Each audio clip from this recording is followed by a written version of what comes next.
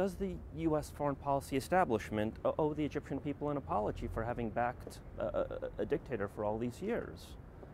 Wouldn't that be part of the way to get out of this? I think what the Egyptian people want to see is that the United States is supporting their demand now for democracy and accountable government. That's what the United States upholds as universal values, and I think that President Obama has made clear that he is with them, with the protesters in Tahrir Square when it comes to their demands for democracy. But if that's to be really understood rather than rhetorical, how do we apply those universal values? Do they apply to people in Saudi Arabia? Is that a purely rhetorical stance of the moment, or is there going to be a meaningful self-examination for having backed a dictator with tremendous suffering on tens of millions of Egyptians over so many years?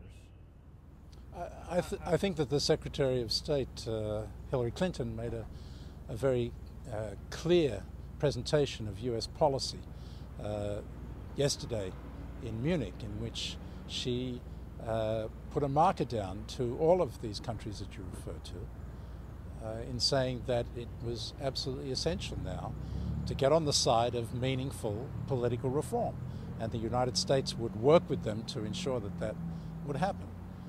So I think that as a result of what's happening in Cairo, you can see American policy stepping up its focus on things that have always been there, but now with much greater emphasis.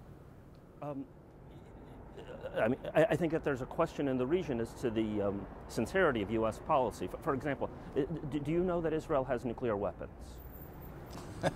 What has that got to do with it? Sorry. Well, it has to do with whether or not the U.S. just makes rhetorical pronouncements for things that it's in favor of universal principles and so on, and then doesn't I think acknowledge that, say, Israel has nuclear weapons, empirical facts. I think you underestimate the importance of the president's bully pulpit in this situation. And when he comes out... I over or I underestimate? You underestimate the importance of the president's bully pulpit in this situation. People in the Arab world look to America and the values that it espouses. And when he stands for those values and says that the Egyptian people are right to demand their universal rights, and makes it clear that meaningful reforms have to happen now, I think that encourages the street. I don't think they're standing up there and saying, in fact, there's absolutely no evidence that they're saying, why is Obama with Mubarak?